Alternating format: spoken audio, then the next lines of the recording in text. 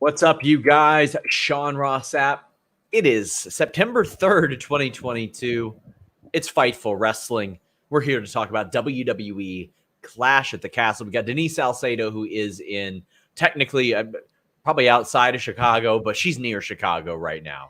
I'm in Hoffman Estates. There we go. So yeah, it's going pretty good actually. Here for All Out. I'm excited to be here.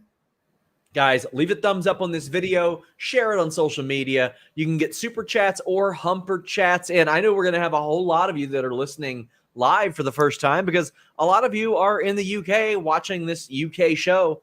And we're very excited to have you. We're here after Raw, SmackDown, Rampage, Dynamite, Impact, NXT, every major pay-per-view. We've got weekly news shows as well. And I'll tell you more about FightfulSelect.com. But I'll go ahead and hit you with a teaser. After this show, I'm going to hit you guys with some out of the left field Bray Wyatt news. Because I know a lot of people got worked into a shoot thinking Bray Wyatt was going to be here tonight. He wasn't. He ain't here. We'll talk more about that on FightfulSelect.com, the leading exclusive wrestling news service out there. Only $5. But hey, you're here right now. So send in a super chat. Send in a humper chat. That's how you get your question or statement read on the air. It's how we justify all of Denise's raises. It's how we do all that. So send in super chats, or you can go to humperchats.com or humperchat.com and get your questions or statements in before we go on the air as well. Let's go ahead and get into it.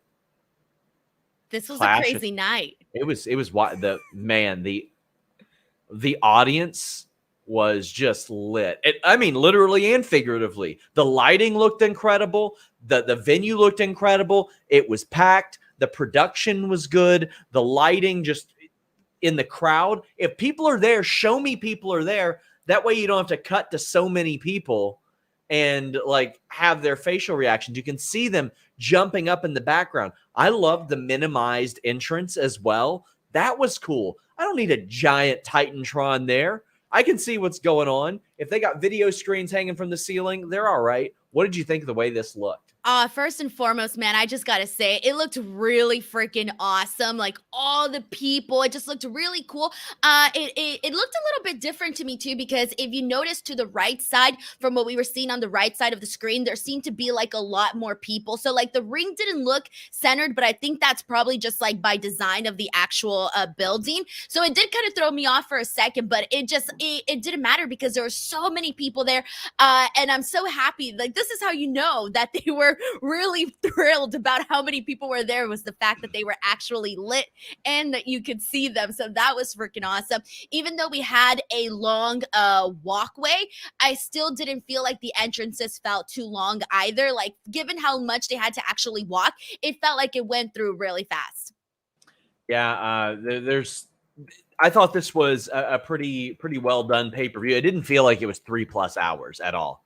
Didn't feel like it at all. So I'm excited to get into this and talk about it. Get in your super chats, get in your humper chats. Jake Truman says, I feel like the Bray Wyatt news you have isn't good. I wouldn't say it's good or bad. I would just say it's kind of, I didn't expect it type of thing.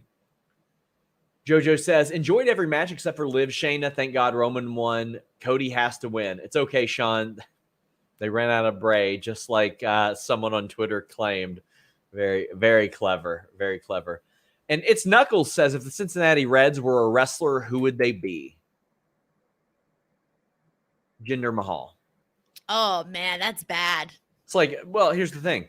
They have been to the mountaintop, but they ain't getting back anytime soon. That ain't happening. Well, I'll tell you what did happen. Madcap Moss and Street Profits versus Austin Theory and Alpha Academy. We'd reported on Fightful Select. Austin Theory got his name back. I believe Dave Meltzer said that he didn't even want his name back.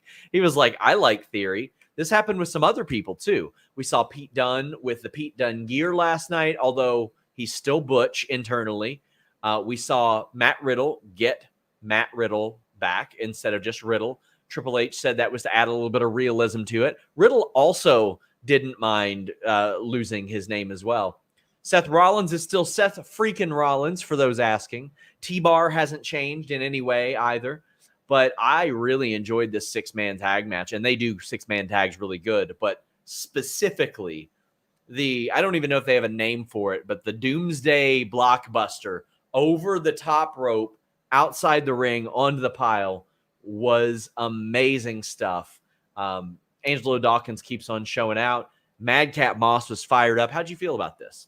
Sean, you know what I'm going to say right now. You haven't watched the pre-show match. You never do. Dude, I literally got to my hotel probably 5 minutes before the pay-per-view started. I was at another gig, and then I came over here, and I got here as fast as I could to watch the main show. I left early. Wow. I left early to make it to the main show. Did I miss it? Like, do you think that I should go back and watch the pre-show match? Just that one spot. I heard Roman Reigns just walked out of the press conference after an Alex McCarthy question, which is great. What do you think he asked him? I don't know. What do you think he asked him? I'll play. Is it anything I'll like? play. Hold on. Oh wait, go. I'll play the role of Alex McCarthy. Funny you claim to want to be acknowledged when you can't get the job done without your cousins. And then Romans walks out. If you have if you just like button up your polo a little bit more, I think you nailed Alex completely. Yeah, there we go. I love Alex, but that's exactly what he sounds like. My buddy Alex. I love you, Alex McCarthy. So he goes, so tell me, Roman, where's the wise man? Why ain't he here? Kind of curious, isn't it? And there you go. You don't need to watch the press conference, guys. Oh, God. I didn't even know there was a press conference. Damn, we should have gone, Sean. We should have been right now in Wales. So somebody asked me like if I was going to go, and I was like, well, one, no, it's my anniversary weekend, birthday weekend, so I'm not going anywhere. 2, it is all out weekend. That kind of did take priority in the past. But 3, like I would. No, I mean, that's where I would have been. It's a lot closer. It wouldn't have cost as much. But I know. I'm just trolling. Imagine the dirty looks I would have got taking up time from the UK media, who doesn't all get to travel here every few months for shows. Sean, it's called show business, not show friends. If anybody had a problem with you being there, you should have been like, well, I'm here to make money. No, I'm good. I would have gone. I would have gone had the tickets were not like $1,700 to fly over there. I don't need to be there to do my job. I don't need to be there. That's what Double or Nothing showed me. I would not have been able to work that MJF story nearly as much if I was actually there. Contrary to what some irrelevant guys from WCW have to think. I wouldn't have been able to work that story nearly as much if I were there than if I was home. So that's why I've been not traveling to as many. Todd Starr says first 95% of the show was great. Last 5%, not so much. Considering where those numbers were 6 weeks ago, I'll take it. Marathon, not a sprint. I gotta agree. And Goff says, that guy asked Roman how he felt about the crowd. Well, I mean, that's just Roman's way of getting out of it. I'm sure it's just kayfabe. Well, we got Bayley, Dakota, Io Sky defeating Alexa Bliss, Asuka, and Bianca Belair. Bayley pins Bianca Belair. The first time Bianca's been pinned all year. Going to tell you why I don't have a problem with this. It is a 6-person tag. There are a lot of factors at play here. Bayley needed a win over Bianca Belair. Absence does make the heart grow fonder, Denise, but I know that Bayley left with a title shot on the table, but she had lost like 3 or 4 in a row to Bianca already. So I think it's very important. And the fact that Bianca hasn't been pinned at all this year, I think goes an awful long way. The crowd, however, boy, did they like Bayley. They still remember the Bayley that came over there and they chanted for her. What'd you think of this match? Okay, so first and foremost, I do want to shout out the crowd because I thought they were phenomenal throughout the night, but it was instantly like the second that, this opening match started, you could hear like the excitement and the chants and obviously, different style and reaction to what you tend to get with the American crowds. And I like that because if you're going someplace else, I like to see those differences in how the crowd reacts to certain things and how the crowd basically implements their own like uniqueness and whatnot whatnot into the show. So that was really enjoyable to watch. But and I will say this, like in regards to the match itself, I will say this. I personally think, and only because of the second match that followed, I think that I didn't think it was the perfect opener for the show. Because of the match that followed, I thought that the opener should have just been a little bit more hotter. I liked this opening match with the women, but I did think that there could have been just a little bit more to really give it that like opening match type of feel. And I don't really feel that I got that, except from like the crowd itself that was giving it to the actual match and whatnot. I did love a lot of the spots that they did. Oh my God, my favorite thing in this match was literally Asuka just like going at it to Io and just like hitting her with each and every single body part that she had. That was probably my favorite. In regards to Bayley pinning Bianca, I liked it so much, because to me it wasn't like, oh my God, how could they do that to Bianca? No, I didn't see it like that at all. Instead, I saw it more so as like, good, this is basically telling us, pay attention, because there's going to be more to come here with this story with Bayley and Bianca. So personally, I was a fan of that. I also loved Dakota Kai taking out Alexa Bliss on the outside. I really just kind of like those levels of aggression. But other than that, I did like a couple of spots, but I just feel that it did need a little bit more to really be like this opening match on this big show. So I am going to have notes from the post-show press conference here as they come in. Also, I want to thank Luis, who does a great job moderating for us. A lot of work for him this weekend. But also, if you're interested in even more after this, Fightful Select has Sour Graps, the review with Alex and Kate, going up concurrently. I agree with you on the Bianca Belair booking. She hasn't been pinned this year. It's been like since November since she got pinned. So I'm all for it here. Mr. CJ Lilly says Alexa made her account private again. IWC sucks. I mean, I don't think What that's happened? fair. Beats me. But I always miss the social media drama. I didn't Always. see anything. I didn't see anything either. But I did hear a big change in commentary. I can't remember if I think it was Michael Cole, or maybe it was Corey Graves, either one. But one of them brought up Io's sister Mio Shirai being in a stable with Asuka in Japan back in the day. 6 weeks ago, that ain't happening, Denise. Like, they're not referencing anything like that. They're not bringing up hammerlock wrestling when Finn Balor is in the ring. They're not going to do that. I love this. This adds to it. It shows us, hey, even though they're both Japanese women, they do have a connection, and here is that connection. You can't just assume that they face each other a bunch of times, because you wouldn't assume that about two American wrestlers. So the fact that they brought it up was great. And Michael Cole has already been an incredible revelation on commentary, I think. And because they don't do that often, it really stands out too. Like, you hear it, like you catch it, you're like, wait, that's new. Yeah. And it was like the same thing, like the whole hammerlock thing. Right away, I was like, what? Oh, they're throwing that out there? Okay, that's new. I like that though. That's what you should do. Give us information. There's absolutely nothing wrong with that. I like this match too. Good pace. Thought it was pretty solid. A little bit better than what you'd see on Raw. I was digging it. I really liked it. By the way, it was Michael Cole who brought it up. So, oh boy, the match I was looking forward to, and it did not disappoint, Denise. I agree. Sheamus and Gunther. And it's not just Gunther. Imperium is back. And you got Ludwig Kaiser, who, by the way, WWE internally has misspelled his name for like 4 months. They've got it.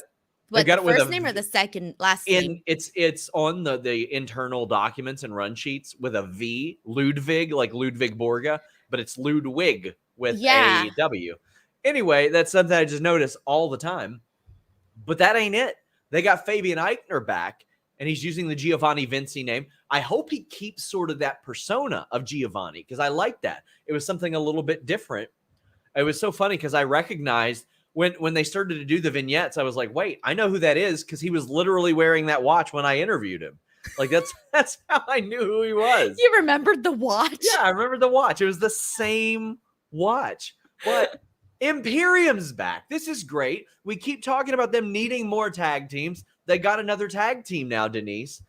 I am all for this. This is the way that it should have been from the very beginning. There was never a reason to keep Eichner over on NXT. Like, no offense, but like from the very beginning, he should have gone with them, because here's the thing, like NXT 2.0 at one point, like, you know, a lot of people from the black and gold era, they just weren't fitting in anymore to the NXT 2.0 product. And so they had to do this whole revamping of his character with the Giovanni Vinci stuff. And while it's funny, it's cutesy, it fits the NXT 2.0 thing. Let's be real. It's nothing to really be like over the moon crazy about. Like, there could have been better opportunity with him and, you know, his two guys out there on SmackDown. So personally, I feel like this is finally what should have been happening from the very beginning. And it's just going to add more to the tag team division. It's going to add more to Gunther. It's going to add more just in general.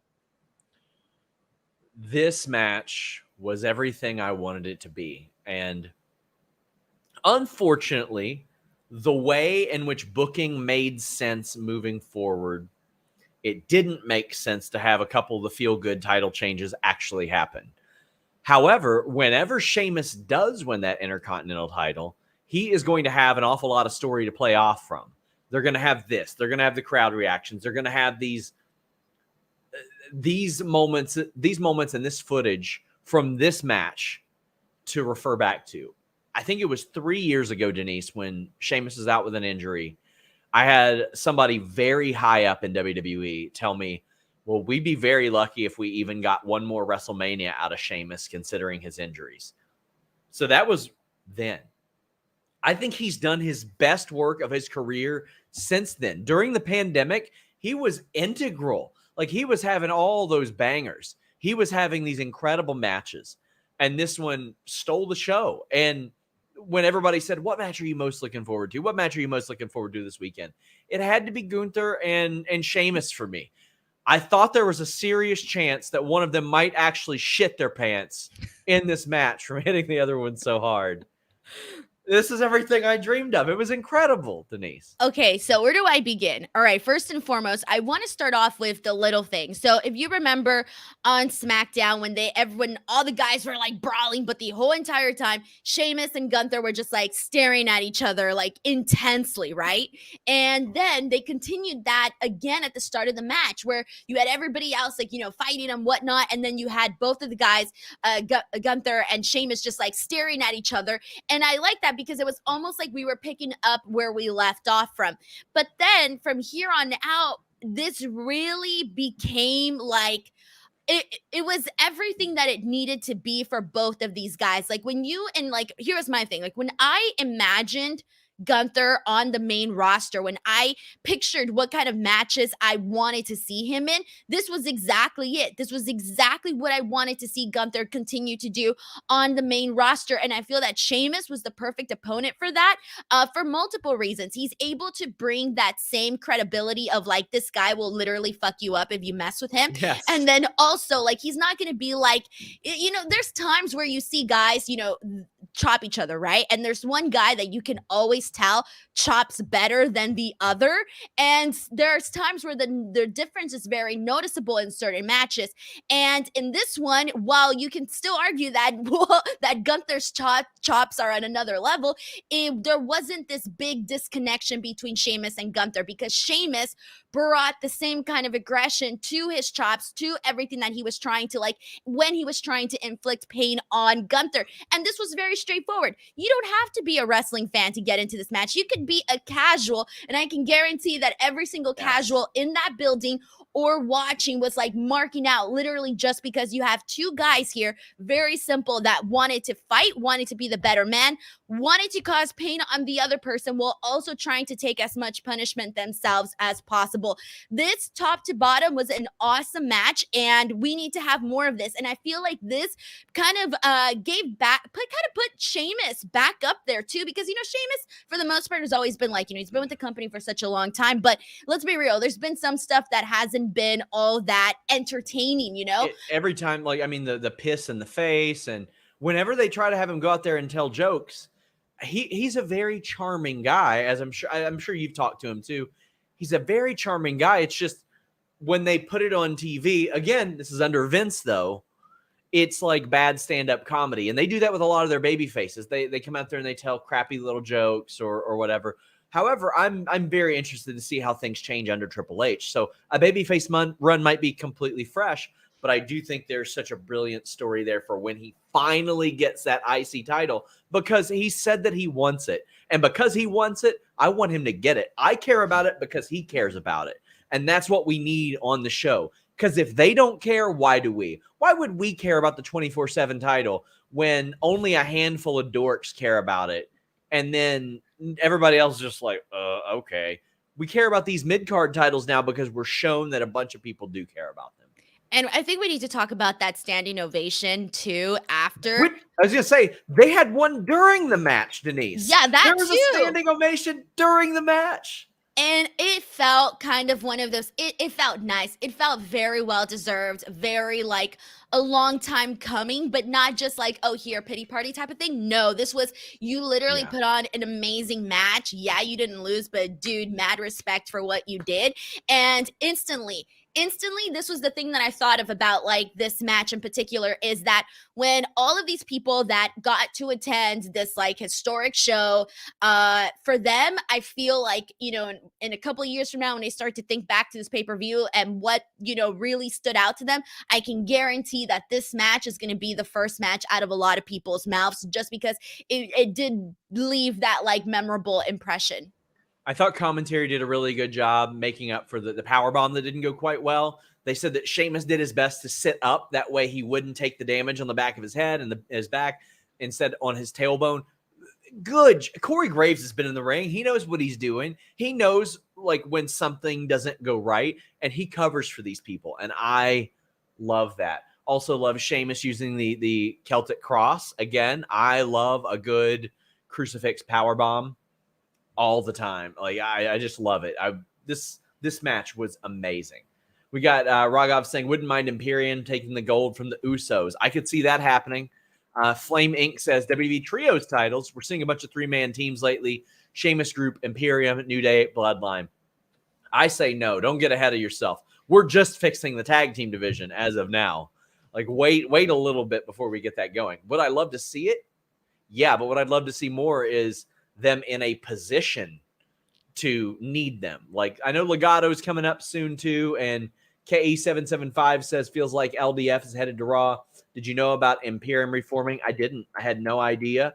I know that Triple H wanted to do it, or Triple H didn't want them split. But how are you feeling about Trios, Imperium, and Legato? Here's the thing, and if we had a division that had like so many teams, and like if we had enough food to go around for this division, I would say hell yeah, trios titles for sure. Why not? But given that our tag team division is pretty much starving right now, I still feel we're still working at it, right? Things are still trying to get back up there. I'm sorry. I rather first see them really stack up their tag team division a lot more, make it more of a solid division, give us more out of it, period, before we get into trios. I think it's too premature yet to start talking about trios. Well, if you're starving for some vitamins, some nutrition, athleticgreens.com/Fightful has your back. Let me tell you, you want to be drinking your multivitamin. You don't want to be taking a tablet. It'll pass right through you. It's not that great. Doesn't absorb as well. But Athletic Greens does. Not only that, you can get a free 1-year supply of vitamin D and 5 free travel packs. So if you're on the road like Denise is, you can take it with you. And you get that vitamin D. 1 scoop of AG1 contains 75 vitamins, minerals, whole food sourced ingredients, including a multivitamin, multi-mineral, probiotic, green superfood blend, and more in a convenient daily serving. Helps your health and digestion, especially with the gut. Supports a healthy immune system. Fills that nutritional gap in your diet. If you're not getting enough greens, you're not getting enough vitamins, or the one that you're taking just isn't absorbing as well. I take this every morning. It's helped me a lot with my energy. I'm drinking caffeine much later now as opposed to earlier because of athleticgreens.com/Fightful. And they changed their formula over 50 times in the last 10 years. So every couple of months, they are adapting with science to make sure you get what you need. Whether you eat keto, paleo, vegan, dairy-free, gluten-free, It's got less than 1 gram of sugar, no GMOs or nasty chemicals. athleticgreens.com/Fightful. Got plenty of super chats about Sheamus and Gunther. Anthony Velasquez says, damn good show. That was the match of the night for me. I gotta agree. That was match of the night for me, Denise. I agree completely. Flame says, did you hear the announcer called him Walter? They referenced the Walter chants, which I love. You can't just ignore them. They're there. So why treat the audience like they're stupid? Just reference them. It's okay. They should just change it back because it's too complicated. Honestly, like it's too complicated. Come on, because they're going to keep chanting Walter. So then every single time they're going to have to keep explaining it. And then what? We're going to be like 2 years down the line and we're still going to be getting Walter chants. Braun Wagner says, seeing all the cheers for Sheamus was genuinely great considering how underappreciated the man is. He's at this point now about, 13, 14 years into his run where like a whole generation of fans has watched him. Like if you are, for example, if you're in college right now, if you're a college age kid, probably the entire time you've watched wrestling, Sheamus has been on there. If you're an adult, well, you've watched him the last decade plus. Like he's just been around. We've got Connor saying, Gunther and Sheamus was everything we knew it'd be, and then some. Sheamus needs to be talked about more when it comes to delivering big time matches. Like I hope Sheamus doesn't retire like for ages if he can keep doing this. Let him be like America's Suzuki, where you just know he's going to beat the absolute brakes off of somebody. And I'm glad to see him getting some love. Torchcrawler says that Cole has been reborn the last 6 weeks. Raw commentary is still kind of rough in my opinion. Well, yeah, that's because Jimmy Smith isn't a wrestling guy. He's an MMA guy. So the way that he was brought in was the Vince way. So I think it's going to be a little more adaptable for Cole as opposed to Jimmy.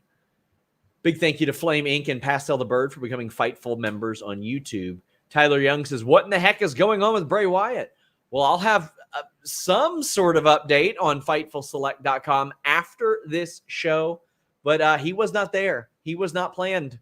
And that was not a thing. Like, that's not anything Fightful Select ever reported. Listen, I ain't going to toot my own horn, but if you ain't getting it from FightfulSelect.com, I don't know what you're doing. And hey, if it comes from somewhere else, we'll at least verify it. We'll work our best to verify it. Like Dave and Mike Johnson do incredible news, and almost everything they put out there is right. So probably should lean on fellows like that instead. Sean, you should get your little train sounds like Braun Strowman's instead. Toot my own horn. Choo choo. Every time every time one of your scoops is like validated or like confirmed or whatever, Denise, put a little like choo choo. I don't have enough time in the day, Denise. Raghav says, where do you apply to work at Fightful? LOL. You can email me. We're not hiring right now, but I keep everything on file. I'll give you advice. Start your resume email off with, Sean, you're the greatest, and I just want to work with you. And I promise you, Sean, we'll look at your resume. Probably won't.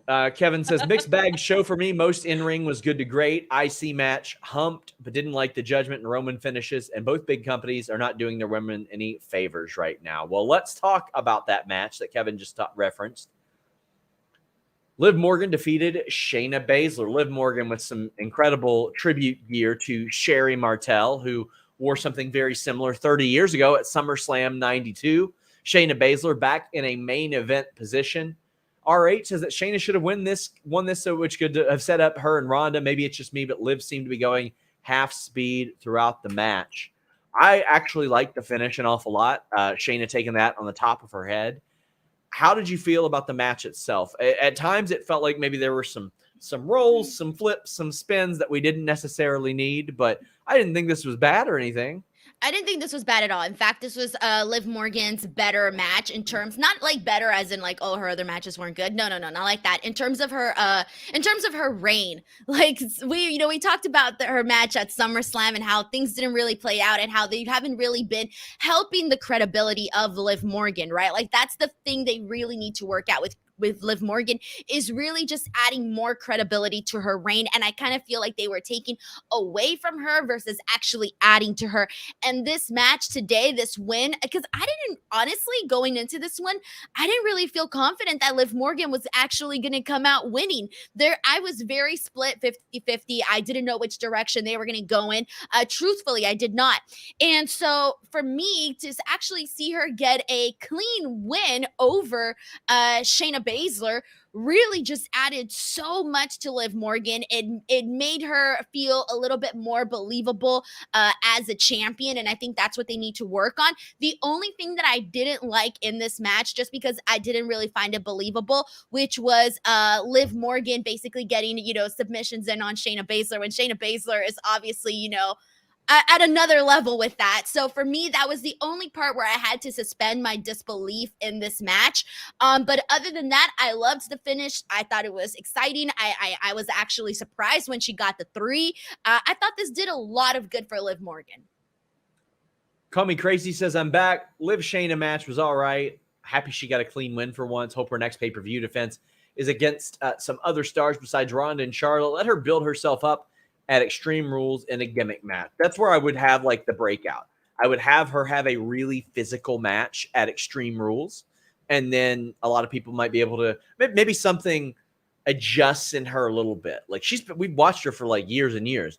I don't want her to be wide-eyed. Oh, I'm so lucky to be here. No, you're not. You're the champ. You're the best person in the division right now, as far as that storyline is concerned. So I don't necessarily want to see like grateful Liv anymore. I want to see Liv that's like, oh yeah, you're really good. That's why you're world champion. Right. It's got to be, I feel like we got to see a change in her as champion. Like it still feels like she's the same Liv from before she had the bout, and now it's just like the bout's there. But I think now she really needs to start, owning it, right? Like owning and really bringing that confidence. And I think that having matches like this, though, is going to add to that. It's going to add to her confidence. Nicholas says, I expected Liv to beat Shayna. Sort of like how Liv changed her game up based on a different opinion. I expected Charlotte to return after to challenge Liv, but she didn't. Yeah, a lot of people that thought there were going to be a whole lot of returns were just kind of left out in the cold. But, I mean, I cannot underscore this enough. It is very hard to keep, like, big returns a secret when you're flying over to a different continent. It is very, very difficult. And they still had a really, really good show, but I think Liv's doing fine. Mr. CJ Lilly says people were slating Alexa's performance, but she was great. I didn't see any of that. Triple H said that he will be talking with Bad Bunny very soon. That's good news. Bad Bunny's still on his tour, right? Or is he starting his tour? No, he's Ah, on his tour, right? The only reason I know this is because all my friends are going to his tour. Okay. Yeah, like one of my friends is even going to Las Vegas because she couldn't get tickets in LA. And I was like, damn, Bad Bunny really hot out here. Michael Branson says, overall, I thought it was a great show. Enjoyed the 6-woman and Battle of Bloody Chests. Lots of finishes I didn't agree with, though. Love y'all. Well, we love you, and I greatly appreciate that. We've got Joel Woods saying, as you're aware, my history as a WWE guy, watching this show the last month of the Triple H has really opened up my eyes to how much Vince deprived us from over the last year. So when I would get on here and people say, oh, why do you even care? Why do you even care? You know they're not going to make it better. It's because I knew they could. I've seen so much, and it doesn't take a ton. All it takes is, oh, let's make sense of this. Let's give somebody some wins before they get a title match. Let's reference this history. Let's do that. It ain't hard. As long as it makes sense, I'm going to want to enjoy it. And what I saw out of Vince McMahon, honestly, I would say 95% of the time since like 05, since after the Cena and Batista coronations that were great, I saw really, really lazy booking. Now, there were some exceptions. The Nexus debut was incredible. The CM Punk stuff was really good. The Shield, I thought that summer when they went to 3 hours had some just unbelievably amazing wrestling. There were some really good things. Roman and Braun, the SmackDown in 2016, I thought was really good. But about 95% of that booking that I saw was really bad. And Now, honestly, Denise, probably about 90 to 95% of the booking that I'm seeing, I'm enjoying right now. Where do you stand on that side of the fence? It's getting better. I'm still not like, leaping completely over, like, oh my God, everything's so great again. Sure. It's still getting there, but I feel like it for me to say that it hasn't gotten better would be an absolute lie, because it has gotten drastically better. And we saw a lot of that. And I feel like that's the thing. Like when you say, like, we were sitting here through a lot of the stuff that was just like really bad for the last couple of months, like really, really bad. And I remember, like, we would come on and not be so thrilled about what happened on Raw, but the pay-per-views, I don't recall like ever really saying anything, like feeling negatively towards any pay-per-view. And that's what kind of bummed me out, was when we would have pay-per-views and they would go pretty well, and then we'd go to the show and it'd be like, the difference was like night and day in terms of the quality that we were getting. So at least now it feels a little bit more along the same lines. Get in your super chats, get in your humper chats. We would greatly appreciate it. Braun Wagner says, could you see Sheamus versus Gunther at Mania again? Yeah, I could. I could see them running that back and being like, okay, pretty good formula for success right there. Nicholas says, what a great show. Best PLE of the year, in my opinion. What do you think the odds of them coming back to the UK every year for one? I think they need to every year, Denise. If I were them, I'd be doing it every, I think they do their touring every like April and October. I'd be doing them then. I'd do one at the end of each tour, or maybe to kick off each tour. That would make an awful lot of sense. Then you can get some more asses in seats for the next couple weeks that you're in the UK. But that's what I would do. I would come there. Maybe you don't do 50, 60,000, but you can do 30 to 40,000 twice a year. And the audience is going to be there for it. They're going to be white hot. To me, it makes an awful lot of sense when you've got a ton of fans that you're making every year for WrestleMania, and then they tune into this. And maybe it's an afternoon show and it's easier for them to watch. And they go, you know what? I enjoyed Mania. I'm going to watch Clash at the Castle here in April or something. And it's a fun environment and a good show. I think it makes an awful lot of sense to do one, at least one, but maybe even two there a year. Honestly, yeah, I think they definitely should, because that's clearly, I think today was a big indication that there was people that, over there that were interested, wanted to go, wanted to be part of it. They didn't want to, it's been so long. They didn't want to miss out on that. So I feel like they definitely should. And I mean, the thing is, Rumble, you can sell out a stadium. Mania, you can sell one out 2 nights. Probably SummerSlam, you can at least get some asses in seats, as we saw in Nashville. Maybe it wasn't as full as it could be, but you're going to get 30 to 40 at least in the UK. You know that you're going to have whatever your 2 Saudi shows are each year. So then you got at least 7 really big shows, and Nick Khan loves those big shows. He loves the big event, as he should. And when done right, WWE can hype one of those to make you go, okay, I'm going to watch this. Yeah, and every time I go to like WrestleMania, I always meet like a bunch of fans from the UK that always travel for WrestleMania. And I'm like, damn, like they literally have to, like, if you want to go, like you have to travel. So it's like, let that be an option for them to actually be able to watch a show where they don't have to travel overseas for it, Drek says, what a calendar year for Triple H. 1 year ago Thursday, he nearly died. Now he's leading a humongous change in WWE. I'm excited to wake up and work on Mondays. And I wouldn't say that I ever disliked it, but it was just like, well, we're talking about Raw. And there were times, Denise, where our Raw reviews ended in about 40 minutes and we spent the rest of the time talking about lockers or some other stuff. Like, we would predict the show. Yeah. I think at one point we were predicting everything that was going to happen. We got an incredible number of Fightful Select subscriptions because we would post the rundowns of what was going to happen before the show happened. And people just didn't want to watch Raw. So they would skip that, read the rundown, then watch our show. Like, now they're going to blame you for the ratings, Sean. They're going to blame you, say you're the reason. Boy. You're the reason people weren't tuning in. Ian Simmons says, Liv versus Shayna was a double-edged sword when it came to who win. But if Liv lost, I think the damage would have been worse to her character. I agree. You got to have some babyface champions win. It is important. Rey Mysterio and Edge defeated Judgment Day. Edge came out with his mask, and it looked a little funny, Denise. Yeah, I was like, Bless there's no his way. heart. Listen, I've wrestled in a mask before, and as I saw that, I was like, God, I hope he's not wrestling in that thing. Because that was for fashion. That was not for functionality. That much I'll tell you. Yeah. My God, that thing looked a little wild, but the intentions were good.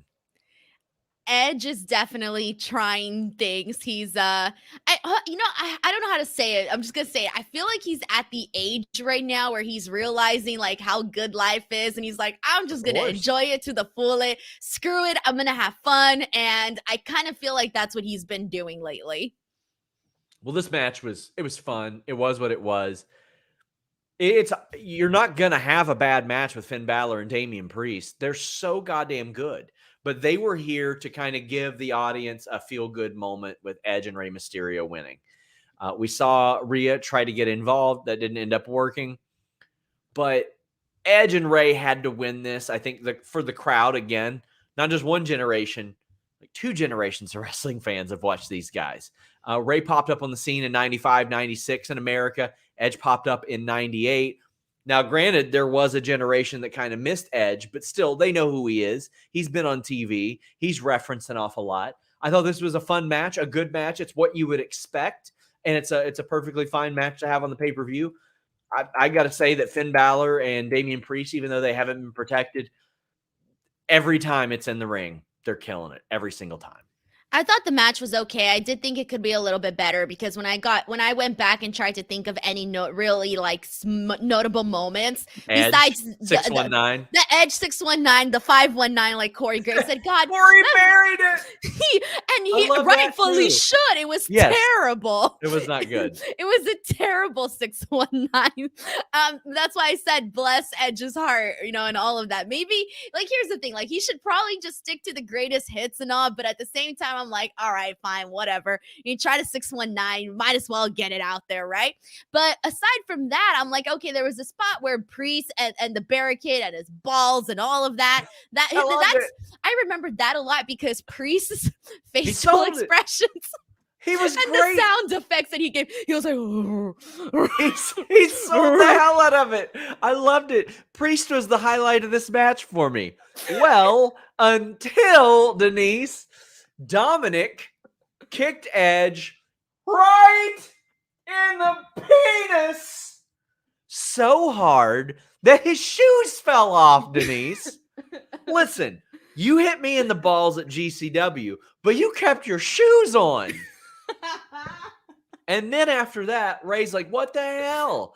And then Dominic uncorks what I think is the best offensive move I've ever seen him do. He walloped Ray with that clothesline. He did. Just clocked him. Good. I'm glad because he had to. Okay, here's the thing. So I had to watch this on freaking clips because I left to go get my food right when the turn happened. And then I saw on Twitter, I was like, oh man, I missed it. So I had to watch the clip afterwards. But here, I have some issues that I want to get out first and foremost. First of all, I agree with you. The clothesline was so much better than, given what we've seen from Dominic, I think this clothesline was like, I didn't know he had it in him. Good for him. Precise penis kicking skills. Good job, Dominic. But in terms of, I do want to say we need to stop with this whole kid stuff. The man is 25 years old, okay? Yeah. He's 25. I had tweeted LeBron had 15,000 points by 25. Why are they calling him a kid? They need to stop with the he's a confused kid type of thing because they're stunt, like, I don't want to say they're stunting his growth. That doesn't sound right, but like they're halting. He's a kid. Okay, look, Dominic needs all the help that he can get right now, okay? And his presentation and everything, okay? Commentary needs to stop calling him a kid, all right? He's a man already. They could have even said, like, he went from a kid to a man afterward. No, actually, not really. After he did to his father. I don't know. They could have come up with something instead of being this confused kid at 25 years old. So that was the one thing that I did have an issue with. But other than that, I'm like, all right, we all knew this was eventually going to happen. It finally did. It's got to be for the better because Dominic really needs to get an edge to him. He needs to like start growing some facial hair, get it out there. I don't know, wear some black clothes. He needs to just like edge it up completely. I want Dominic to be a snotty brat. I want him to be like, it's my birthright to have all this stuff. Everybody wants to hate him. Everybody wants to hate him as is. So make him a snotty brat. Have him watch Eddie and Art Bar in Mexico and like the way that they were. I mean, he's already got the goddamn hair down from what they did back then with Los Gringos Locos. But have him watch that because the mannerisms, you want to echo that of some of the best heels, and I think those are a couple of really good ones that he could draw inspiration from, considering the connection that Eddie had to his family. But damn, about time. I'm at least interested to see what they do. And it's not going to be hard either to do that. It's going to be a very easy thing for people to be like, fuck this guy, and it's going to be believable because let's be real. Everybody says that. Everybody says that's why Dominic is there. And until he proves us, the fans otherwise, people are still going to keep saying that. So you might as well lean into it. Raghav says, notice that everyone that came out first lost, but Luis notes that Edge and Ray came out first and won. Flame says, I thought Edge was El Generico with that mask. No, probably ain't seeing that. I think eventually we'll probably see like some sort of Generico thing in WWE. I think like Sammy getting one over on somebody. DDM says Sheamus versus Gunther gave what it needed to give. Walter is such a special attraction. I feel his hits through the screen. Rollins is the GOAT. Well, that's what we're about to talk about after we get a little bit more into Carl saying Dom turned on Ray to become a sub. Listen, sometimes in life you got to make sacrifices. Sometimes being around your family isn't the best bet. And listen, if Dom wants to be Rhea's sub and has to disown his own father, I say more power to the man. Good decision. Leonza Duncan says, I love the Judgment Day reaction after the turn. They were just laughing in the background. You're just like, ah. That was good. I blame Rey Mysterio for all of this. Yes. He needed to whip Dominic into shape, all right? And then Dominic wouldn't have been misbehaving this way. Are you implying that Ray should have spanked his son? Bro, he should have gotten him with the cinto, the chancla. We know everything. If we know anything about Dom these days, it's that he loves getting spanked. Gritty says an early match or return predictions for Extreme Rules. Curious how they can possibly follow up this Cardiff showing. I wouldn't doubt that maybe Drew gets another crack at it. I hope. Pass. I mean, yeah, that's the thing. He lost, but I mean, he lost with an excuse. It's just, I want them to get away from rematch. You know what I mean?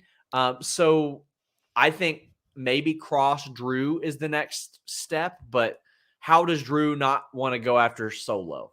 So I think maybe that one happens. But I want to get a title on Raw. Get a freaking title on Raw. I'm so sick of this shit. Call Me Crazy says, remember when we didn't believe Liv would hold the title this long? Crazy. So proud of her. Side note, how many people have kicked out of Oblivion? I don't know if that's the reverse STO in the corner or on the ropes. I think a couple people have, but I'd have to look. But I was expecting her to hold the title for this long. They had to. After all of that, they couldn't just make her like a one-night champion or something. Well, after all of that, we finally got Rollins Riddle. FightfulSelect.com had reported last month they were moving the match and that it would happen at Clash at the Castle. But you know what else you've seen at Fightful Select? This is just since, we'll say Thursday, Denise. Right now, you got Alex and Kate's Sour Graps Clash at the Castle review. I had a story on a bunch of name changes. We had the rundown for Clash at the Castle, a bunch of backstage notes. We had Figure Hall today. That weekly series is ending, but there's over 60 in the archives. We had the Clash at the Castle pre-show with Rob Wilkins. He's going to do one for All Out as well. We had early notes from the Swerve Strickland interview with Grapsity. I had Raw notes, producers, news on the 24/7 title, and Shelton Benjamin last night. We had Coexisting After Dark with Rob and Maggie yesterday with Dennis Farrell. I had news on another former WWE star coaching at the PC. Had my live Q&A yesterday. Had some clarification regarding the Malachi Black release rumors and release request rumors. Also shot down the rumor that Miro asked for his release. We had a bunch of AEW, WWE news about Morrissey, who's been producing women's matches in AEW. Solo Sikoa, we had another note on him before his debut. We had Ask Grapsity, the Grapsity Q&A 2 days ago. We had the news as it happened that Bobby Fish's deal in AEW was not being renewed, we had Eddie Kingston, Sammy Guevara news. That's two or 3 days ago, plus the Full Gear location. By golly, FightfulSelect.com. It is only $5 a month. And I saw somebody today say, well, I can't get it in Iran. Well, yes, you can, my friends, because we got something else that can help you out.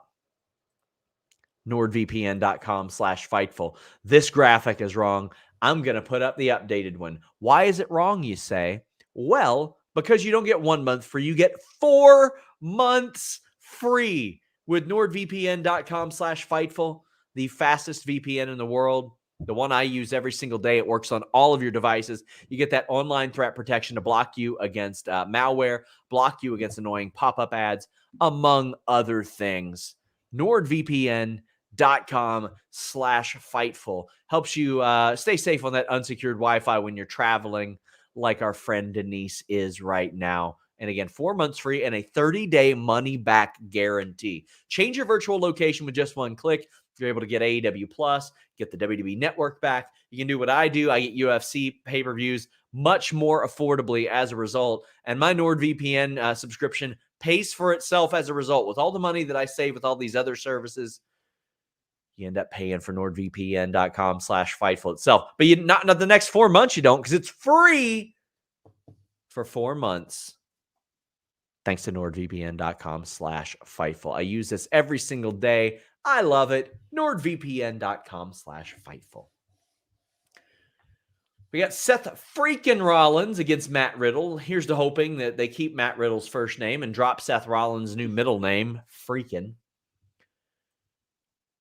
So I loved the finish to this. It was the stomp from the second rope. I loved Riddle's kickouts, barely getting his shoulder up. There was a lot of violence in this match. I feel like, considering the nature of what we've seen between these two, referencing family, I would have started it and had it continue a much different way. This, a lot of times, felt more like a pro wrestling match than two guys that we have seen not wanting, like, not being able to be around each other without being pulled apart. That being said, I enjoyed it very much. It's just, especially if you watch it in a vacuum, I enjoyed it an awful lot. But how'd you feel about this match? Yeah, I agree with you too, especially when earlier in the day we saw, Gunther and Sheamus literally kill each other in a fight. Like, in a fight, they were killing each other. And I do think, like, with the stuff that was being mentioned about Matt Riddle's wife and just all of that, and again, the parking lot brawl, all of the brawling that they've done, it would have made sense to do something like that. But however, I loved this match, though. I was a big fan of this match. And I think mainly for me, the reason why I liked it was just that, I think they told a good story where it was like they both knew what to expect from the other person, especially Matt Riddle, going in and countering and finding different ways to get out of, turn things around that Seth Rollins normally does. Seth Rollins, doing the bro Derek, all of those little things that they did for me just kind of like added to this, it added to the story, but like in a different way though. So I personally was a huge fan of this, especially towards the end with the finish, with it really being like Matt Riddle kind of getting like, his anger and his frustration getting in his own way. And this leads me to believe that we're going to start to see a change in the Matt Riddle persona. Like, I don't know if we're going to keep seeing this like jolly, happy, Matt Riddle that we're getting. I kind of have a feeling that we're going to start seeing maybe more of the, I'm pissed off. I don't like the way things ended with Seth Rollins. And I think that may, take a toll on him for a bit. And I'm curious to see how they're going to, because he can't come back like on Monday and be like, bro, and be like super chill about it. No, I don't know. Pissed. Seth Rollins was literally cursing in his face, like telling him, you're a loser. This is why your wife left you. Look at Judgment Day. They've been in a feud with Edge and Ray for months, and they were just giggling and hee-heeing after they lost just because of Dom. And then look at Drew McIntyre doing fucking karaoke after he lost the biggest match of his career, arguably. But that's the one thing I hope that Triple H rectifies pretty quickly, because that was a little ridiculous. Kieran says, loved Rollins and Riddle. I got huge Brett Shawn vibes. They could have kept this there. They should keep this feud going. Maybe a little more aggressiveness. By the end of it, it did feel like Like, I felt like these two guys would want to beat each other up more than just beat each other. You know what I mean? And by the end, it felt like that, or it didn't necessarily feel like that. Anti and Brick says, when does Seth Roman happen again? I think eventually that's probably a Mania match as well. Like, considering their history together, that's something you can build and do at a Mania as well. KE775 says, I'm dying on the hill that Seth should take one of the titles from Roman and fly the flag for Raw in 2023. Well, I also wouldn't be opposed to that, especially, I mean, I could understand if some people were like, oh, well, Cody could beat Rollins again for it and like always have his number. I think there's a story there. But also, I think Cody's probably the person to beat Roman Reigns after 2 years and the story that's going on there. What do you think about Rollins possibly winning the title or Roman dropping it before Cody? Well, that's the thing too, like, especially after the way that things played out today, it's like, well, the moment is not like, it's not just about like Cody being like Cody, like just the moment is, Cody Rhodes beating Roman Reigns now, I think, at this point. And I know that we're gonna go a while till we see that. It's gonna be a while, but I feel like at this point, that's the big moment that we're kind of waiting for. Like, I feel like even though you could do it and tell a story with it being Seth Rollins, after today, I feel like, well, you might as well just wait and do it and have Cody do it.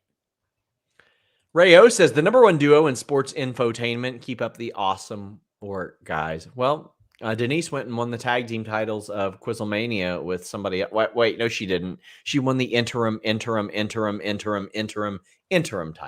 I was gonna say, so did you. I didn't try to. I had picked you. You weren't there that day. You didn't even ask me. Don't even act. You weren't available. No, you weren't available. No, that's not true, Sean. That's not true. You were like, oh, who can I? Muted. I did ask Danhausen before you as well. But anyway. That was, well, thanks a lot, Sean. This is what I mean. I get zero credit for these shows. Muted. J Party says, says, I know we're not on Roman yet, but Seth should end Roman's reign at Survivor Series. Cody wins at Rumble. Seth Cody at Mania. Roman Rock at Mania.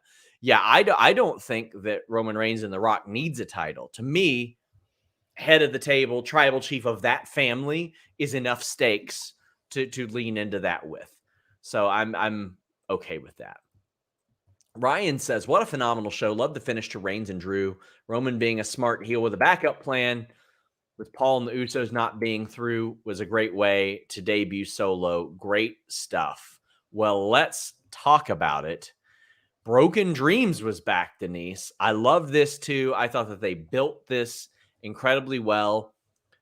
By the time that match started and I heard that crowd, I said, okay, Drew probably should win this. Drew probably will win this. But Broken Dreams is such a phenomenal way to sort of start this. That was really nice. I thought it was it added to the moment, a whole man's journey to getting, making his dreams come true, getting this big moment. It was really nice. I really liked it with the video clip and everything. Such a great thing to have there. And then the match starts and Drew got an incredible ovation, just an amazing ovation. Roman Reigns got booed. I loved it. They were all there for Drew McIntyre. We do have some notes, courtesy of D Vargas, DNC Digital on Twitter. He says that Triple H said that they had people from 42 countries come to the show. 78% of the people were outside of Wales. Yeah. Roman Reigns said, acknowledge me, then leaves after he got asked one question. Gunther put over Sheamus big time. Seth says it's the star's privilege to go out and perform in front of the fans. And it says they're living their dreams, being able to do a lot of this stuff, even though it's hard work. A lot of great details over there. But it also brings up Tyson Fury, who was ringside, as was Karrion Kross and Scarlett. Tyson says he's got plenty of fights for the next few years, but never say never about joining WWE. Triple H says the door is open. Well, the door was open because Austin Theory came out, and then we got it, Denise. Tyson and Austin! Tyson and Austin! Tyson Fury knocked out Austin Theory. And when I saw this, Denise, after what was already a really good, it felt like, honestly, like a 99 to 2000 WWF main event, like very sports entertainment. It got a bit overbooked for me. Cross is out there. Scarlett's out there. Sikoa's out there. Theory's running out. There's Tyson Fury. A little overbooked, but we got the Tyson Fury thing there. And I thought Austin Theory was about to cash in and get pinned by Drew. How did you feel when that happened? Because that's what I thought was going down. Dude, I have so much to say about this. I don't even know where to begin, man. First and foremost, I already know people are going to be pissed. And truthfully, I don't really care because it's my opinion. Wow. And I'm allowed to have a goddamn opinion. First and foremost, the beginning of this match was incredibly boring. I'm sorry. I did not like it. I was bored. I was literally watching this match and thinking about Roman Reigns' beard, okay? And that was that. Whatever. Then the match continued, and I'm thinking, okay, it's starting to pick up. It's getting a little better. They're obviously going a long time. Give it time, Denise. I'm working myself into getting into this match, right? And so there's a point where I start to get interested in it. And here's the thing. Going into it, I thought, I don't care who wins. Roman wins, Drew wins. I'm cool with it. But after, I just feel like the moment and everything that they did and just like all of it, I thought, you know what? They need to give it to Drew here. This feels like a moment for Drew that he should have, right? Okay, whatever. So then we have the Austin Theory moment when he came out, and I got to tell you, I thought, let me just see where this is going, because I was not expecting him to actually win. I was expecting everything else but him actually winning. So him actually cashing it, having a successful cash-in was not in my predictions at all. So when he comes in and he gets knocked the hell out by Tyson, let me tell you, when he did this, I marked so hard for this, like so hard, especially because right after that, we had like this near fall moment with Roman and Drew where we thought like, oh my God, this is it. This is over. And then it didn't happen. I'm thinking, okay, like this is it. Like they did something with Theory that I wasn't expecting. And so I got really invested at this point. At this point, I'm already going, all right, this is it. Like we're going to have this moment. And then you know what the hell happened, Sean? This is when I freaking felt like a fly that went into a goddamn house, had 2 seconds to look around, and I just got smacked right into a goddamn wall and died. That's exactly what this main event finish felt like. It was a terrible finish. I'm sorry. I hated it. I thought it was awful. Solo Sikoa coming in. I'm sorry, but Solo Sikoa is not a big star. They didn't know who it was. This was supposed to, exactly. So you're telling me that I'm supposed to be like, oh my God, it's Solo Sikoa. I watch NXT 2.0 every week, and I didn't care that Solo Sikoa came in during this. I'm thinking, oh my God, whatever. Okay, so he has this moment. He's going to help out Roman Reigns. Fine, whatever. But for this to be directly the cause for the way that that this all ended, I'm sorry. But it was a very, very like crappy ending. It completely deflated me. Way overbooked. Exactly. Way overbooked. Like, why did we need Cross and Scarlett there? That was like that to me wasn't even the it added to it, but like just like eliminate that, sure. Right. I mean, I thought this was just massively overbooked. And am I excited Solo Sikoa is coming up? Hell yeah. That's cool. That's fine. But damn, this was just way over. And they still, despite that, they had a match I was entertained by. It seemed like a slam dunk for them. And instead they just, instead of a slam dunk, they lobbed the ball about like 6 rows deep and said, I'm going home. That's what I'm saying. What moment is bigger? Solo Sikoa coming in and making his debut, or having this like triumphant like victory for Drew McIntyre or something like that? Obviously, the Drew McIntyre thing would have been bigger. And if they were going to still have Roman Reigns win, cool. But I would have liked it for it to happen in a different way, in a way that, you know what? I didn't feel like I got, I didn't want to feel like I got this massive tease and then completely felt let down afterwards. I would have liked for it to be like, you know what? Yeah, Drew McIntyre lost, and this moment would have been great. But you know what? Damn, that match was good. Respect. Let's continue on with what Roman Reigns is doing. I didn't feel that way after this match. I felt like, oh my God, like they really just like sucked it. You could see it too in the entire audience. The entire reactions were just like, oh, like really? This just happened with this big show? Like when these people go back and think about like 30 years since they've had a pay-per-view there, and they're expecting something drastic and awesome to happen. I don't necessarily think that they really got something like that. Aside from that really great Sheamus Gunther match, I don't really feel like they got memorable moments that are going to carry on and really mark the show as a special show. I don't think that they got those kinds of moments, truthfully. And then I will talk about the karaoke in a second. Yeah, we've got lots of super chats about this. Go ahead and get them in. Super chats, humper chats. We would greatly appreciate it. Just Joe says he's boycotting WWE, sick of Roman as champion.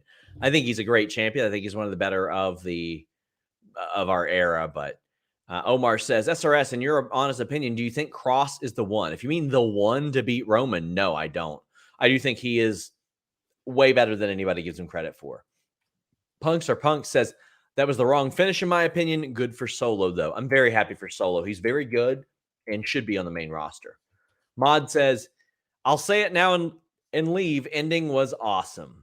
I disagree. I thought it was overbooked, especially the ending. BB says, late. Heartbroken for Drew. Great show, though.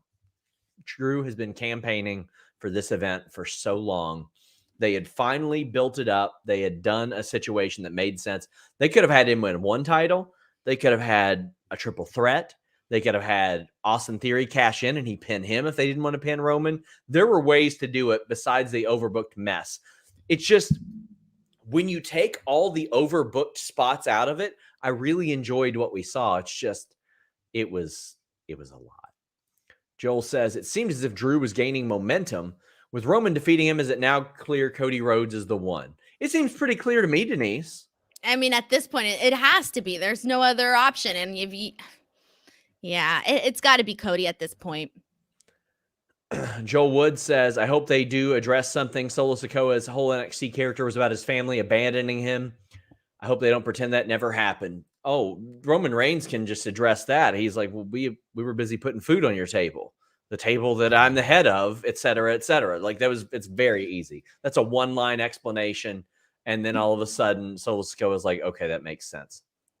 Matt says, great show. Listening to the post show before GCW tonight. SRS and Denise, who do you guys think eventually dethrones Roman? Sitting out Chicago to watch Fightful. Let's say if they had to pick somebody besides Cody, because we've said that and I want to give him his money's worth. Who do you think it'd be? I know there was a moment for that last SmackDown match where it was Roman and Riddle, where I kind of wanted it to be Riddle. And if I kind of wanted it then, I think if they told if they worked up a good story, I feel that I could get behind that again. I think it'd be Rollins, if anybody. Pastel says 4 or 5 star classic turned into a 3.5 by a bad ending. The more things change, the more they stay the same. I don't disagree with that whatsoever. I'm with you. Like it really affected my enjoyment, the ending, the aftermath, the overbooking. Jay Party says, do you think the titles will be split before Survivor Series? I'm sure USA Network wants that because they don't have a champion on their show. Roman doesn't show up there. We've got SRS Wilson saying WWE can't help themselves. They love the heat that when Drew loses, calling it at Mania. Cody beats Roman. Theory cashes in, swipes the titles. They love the heat. I don't think we'll see nearly as much booking for heat under this regime. And we didn't see as much of it under the current of late. Prove me wrong, man, because I don't feel too confident no more. Had you asked me yesterday, I would have been like, yeah, I totally agree with that. Right now at 4:49 p.m. Central Time, nah, bro, I don't feel that confident right now. Sean says, when does Roman Cody happen? I think it could happen. Maybe you could do night 1 Mania, night 2 Mania with something like that. But if they can't do Rock Roman, you do Roman Cody. God, I really hope they do Rock Roman, though. I've already gotten my hopes up for that. So my hopes are way too high. They're going to get smashed down. Chris says, Denise is my wrestling spirit animal right now. Thank you. Chad says, how do you feel about wrestlers who are getting pinned, looking up at the refs counting before a kick out? Very noticeable in WWE lately. Yeah, I've never been a big fan of that. You should kind of rely on the cadence a little bit more. But I think the ref should physically count out loud the pin too. I think that helps an awful lot because in my experience, sometimes when there would be miscommunications when I was in the ring with somebody and they'd have their shoulder down too long or up too early, it's because they would hear the ref like go to the mat, and they would think that was one when they weren't looking. And then by the time two or the one count came around, they would be ready to kick out. If the ref's down there and he goes 1, 2, that helps them out a little bit more than just hearing that other thud. But yeah, that should be adjusted. When are we going to talk about the aftermath? I'm really excited to talk about it. When we get through these super chats that are great people, our beautiful people here paid to see. Leave a thumbs up on this video, by the way, guys. Subscribe to FightfulSelect.com. I'm going to have some very out of the left field Bray Wyatt news coming up on Fightful Select. In Simmons says it should be Sami Zayn. Once the bloodline betrays him, it's an easy story and the crowd will go crazy. Listen, I would go nuts. I would go nuts too. I was there. I experienced the Sami Zayn beating Neville thing, and I thought that was one of the greatest matches I ever saw. That would be a wild one. You would have some of those internet nerds that are like, hey, it's not believable. It's fake. It ain't real. Movies aren't real either. Yeah. I think just because Sami Zayn is funny does mean that he's not believable, because he's had incredible damn matches, and I would say that he would be a believable person. Redmond asked what your go-to karaoke song is. I saw her sing Blank Space. I've only sang karaoke once, so Blank Space it is. That was my first time doing karaoke, Wow, Sean. you did good, too. Bro, I lost my voice that day. Fortunately. Raghav says, have to agree with Denise here. Returning after 30 years ended up just being a pay-per-view besides Gunther and Sheamus. Yeah, maybe I was a little more excited for it. Maybe that's it. Leonza says, to me, showing Cross and Scarlett front row felt like what UFC does, basically showing he's watching and is next in line. That's true, but he got involved a little bit. And to me, it sort of took away from the other stuff that happened. By the way, Leon Edwards is also there from UFC champion. Emily Duda says, another 7 months of Roman's part-time bland acknowledge me BS to get to Cody Roman is going to be insufferable. Tonight was a mistake. Yeah, I don't want him missing pay-per-views anymore, Denise. Like, get the titles on the show or get one of them off of him. I mean, if they didn't do it tonight, when are they going to do it? This was the night to do it. Chad Zuver says, any word on when the draft will be? Well, we had reported on FightfulSelect.com that internally USA didn't have it on their schedule. They're assuming maybe around Mania time. Rock the Mic says, great show. Drew is the guy to defeat Roman, in my opinion, but not now. Drew beating him in LA the night after Mania, the night after Roman beats Rock. Now that's the payoff.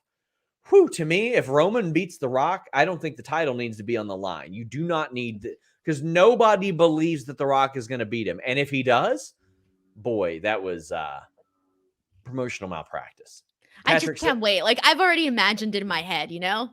Yeah. Rock's music hits. That's it. Patrick asked if there was a Bulldog Brett level match. I wouldn't put Gunther and Sheamus to Brett Bulldog levels, but it was the best match. Watcher says Roman losing the title while the Usos are still champs would have been weird. If they had lost the tag titles prior, Drew should have won. Drew losing in the UK still feels off, but not that bad. To the contrary, I think that the Usos still having their titles while Roman doesn't makes for a very interesting dynamic there. I think that would be kind of interesting. Heartless says at this point, it's best to split the titles. Roman versus one on Raw and one SmackDown star at Survivor Series. Make it a big show with 2 fights, one night. I think there's a creative way they can do it without Roman even getting pinned for a while until the guy you want to pin Roman pins him. Because what I don't want them to do is have Cody beat him and then Cody lose one of the titles the next month. You know, like they were doing with Becky, where Becky dropped one of the titles immediately after. Or, hey, Ultimate Warrior wins both the titles. Well, what happens? He vacates one. All right, cool. Even Hammerstone, big title unification. What happens? He vacates one. Well, yeah, because you backed yourself into a corner. We got Whitney Evans saying the way commentary kept talking about the bloodline not being there felt like something was going to happen, but didn't expect Solo, and the match didn't need it. I thought Fury was going to screw him over, but didn't happen. Rock the Mic says, great show. We actually read that one. Aaron says, you think the fans will turn on Cody the same way they turned on Roman and Cena when they realized Cody is the company chosen one? Well, that's a lot different, Denise, because Cody literally wrestled there for 6-7 years, went away, got over, helped start another company, came back when he could have stayed there and been a made man. It's way different than them just being like, here's this guy, take him or leave him. Well, here's the thing about that. I'm not saying that they I feel like I can't outright say that they would turn on him because I could see that being a possibility. But I will say this though, I feel that him wrestling that the Hell in a Cell match with Seth with the freaking torn pec and the way that the condition that he looked in, I think that was very memorable, and I think he earned a lot of the people's respect after that. So I feel like if they turn on him, it's gonna be like a while though. Like there would have to be some specific reasons, I feel. Sal says, to those disappointed there weren't any big returns, give it time, be patient, just be happy where any of these free agents want to go. Well, I can't even tease what I'm about to say because I'm like, maybe more avenues than recent weeks, but FightfulSelect.com very shortly. And a reminder, after this review, head over to FightfulSelect.com. Not only will I have that very unusual, interesting Bray news, Sour Graps is going on right now as well. But then it happened. Tyson Fury came in the ring. I thought he was going to punch Drew or we were going to start a feud or something. And they sang American Pie and talked about their feelings. Shucky Ducky says, stop complaining about singing. It's post-show fun. No. Jamie says closing out the show with a sing-along for Drew was a worse ending than Lex Luger's celebration at SummerSlam. Yeah, when he won by like DQ or count out or whatever. Count out. Wow, Denise. Look, Sean, we're all about fun. We're always having fun on here, man. I feel we're fun. We like to have fun, yeah, as they say. We're fun people, but this was terrible. It was terrible. I gotta agree with Joel. It felt like they were just killing time while the production truck got that video package done. I kept thinking to myself, this is clearly something that I don't know about. I'm like, is this a UK thing? Like, is there something that I don't know about? And I was looking at the crowd's reactions and everybody had the same, I don't know what's going on face. And I figured, well, clearly I'm not the only person out of the loop right now, but this felt really weird. It made Drew McIntyre look silly that he just lost this big match and is out here singing. It was weird. Yeah. Aftermath says, great impersonation of SRS. When do we see you impersonate Denise? How long does Roman hold the title? Maybe until Survivor Series. Oh, I think probably till next year at this point. I will get Denise at some point. I will get on my Denise. Birthday. There you go. Hey, that was my birthday gift to you. Yeah, it was. David Wilkins was not satisfied with the Theory Fury thing, but C says the ending of the Drew match was so bad. Him singing to the crowd after losing looked stupid. It would have meant more if he actually won. That's the thing, Denise. If Drew won, hell yeah, sing, breakdance for all I care. Like, no, yeah. Sean, what this was them knowing that the crowd was hoping for Drew to win and they wanted the crowd to go home feeling happy. So, well, we're not going to change our finish. So what can we do? Let's sing and have everybody forget everything. This kind of felt like, yeah, that's exactly what it felt like. Like they were trying to send the crowd home on a happy note and they figured, well, let's sing a song and everybody will be happy. Yeah, as it turns out, no. There are some people that liked it, and that's okay. That's you're right, I'm sure. David says, what's Sammy's status in the bloodline looking like after Solo's call up? Oh, there's going to be some issues there. We got the Kevin Owens integration. I'm very excited about that as well, but I just didn't think this was it. There was a lot that went wrong with this moment.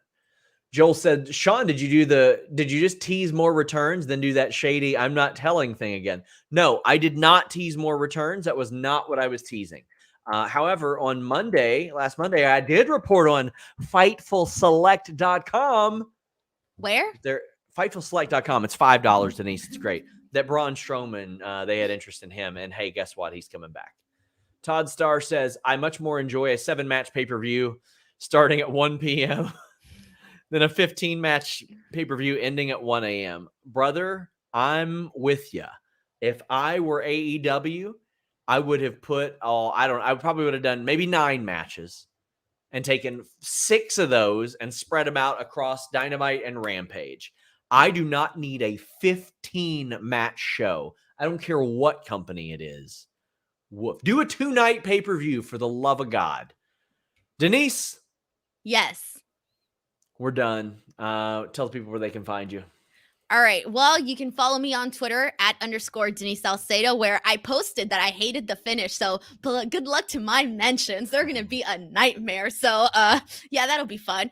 But either way, Twitter and Instagram at _Denise Salcedo. On Twitter, I'm almost at 80K. So if you guys want to come, see some wrestling stuff or Sean Ross Sapp impersonations, they're up there. And then youtube.com/Denise Salcedo. That's the place to be, since I post all of my interviews and additional content there as well. And I post all of the links to everything else that I do on Twitter and all of that. Guys, I'm here every day. I'm also over at FightfulSelect.com. We did a story today about Bryan Danielson signing tree semen, which is very important. You need to go read it at Fightful.com. Thank you guys so much. We're back for All Out tomorrow. We're out.